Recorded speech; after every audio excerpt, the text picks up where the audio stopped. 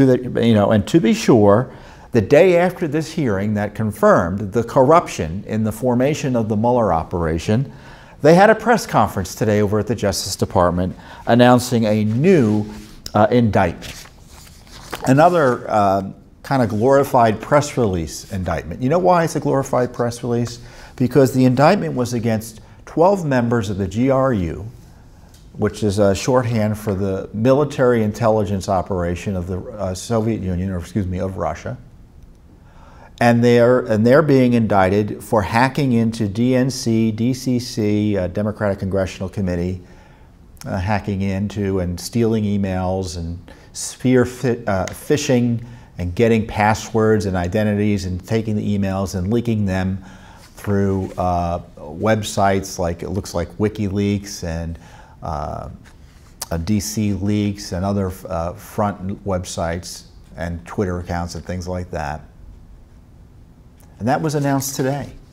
Well, isn't that interesting? The indictment, and I've reviewed the indictment, this is the indictment here. A bunch of cats, 29 pages or so, I think I read it. Yep, 29 pages. No collusion with the Russians, no collusions between any Americans and the Russians. Some Americans cooperated with the hackers, but they didn't know they were Russian. No collusion alleged between Donald Trump's campaign and the Russians in this indictment. We didn't need a special counsel to come up with this indictment. Indeed, Rod Rosenstein announced it. Why isn't Mueller announcing it? If Rod Rosenstein's announcing all these big indictments, maybe we don't need Mr. Robert Mueller at all. Of course, we don't need Mr. Mueller to be doing any of this.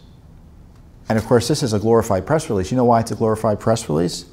Because the allegations in here, well, it's actually worse than a press release. Because I know when Judicial Watch puts its press release out on documents, we attach the documents so that people can see for themselves the truthfulness of the release. Now, I'm presuming the Justice Department and Mueller are telling the truth about these allegations, but it'll never be tested in court because they indicted 12 members of the Russian military intelligence operation who are never going to come to the United States and be tried. And if we were the FOIA information about this, and I encourage you to read the indictment because it's disturbing to see what the Russians were trying to do and were doing. It looks like they may have stole voter information. They were clearly messing around with the Democrats. They were also messing around with the Republicans. But no collusion. And if we were to FOIA, as I said, if FOIA for information about this, they would tell us you can't have any of it because either it's classified or the investigation's ongoing. It's an open criminal case. Well, it will remain open forever. Isn't that convenient? Because these guys they indicted will never be tried. So Mr. Rosenstein holds his press conference today announcing this, and rather than having a straightforward press conference, he makes snide comments and snarky comments about how they don't try cases in the media, on the internet, or in congressional hearings. So a gratuitous swipe at Congress and at those Americans who have concerns about the way the Mueller operation is running, its transparency, its ethics, and its targeting.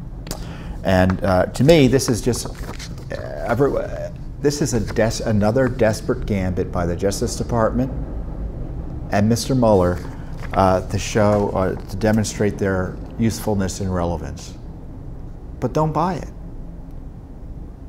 We don't need a special counsel to issue press releases / indictments, because this could have been done by the Justice Department if they wanted to.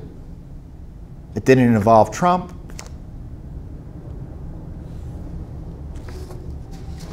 So we'll be investigating this. We'll be asking, we'll FOIA it. We'll see what we get, because I want to know the details of this alleged hacking. I want to know the details of this alleged hacking. Did they look at the DNC server? I recall the DNC server was not made available to the FBI. It was not made available to the FBI. The Democrat Party refused to make its server available to the FBI after an alleged hacking. They had their own vendor look at it, and the FBI relied allegedly on the Democrats' vendor to describe the hacking that took place at the DNC or Democrat Party headquarters servers. How did that work? We have a FOIA about that too, don't worry.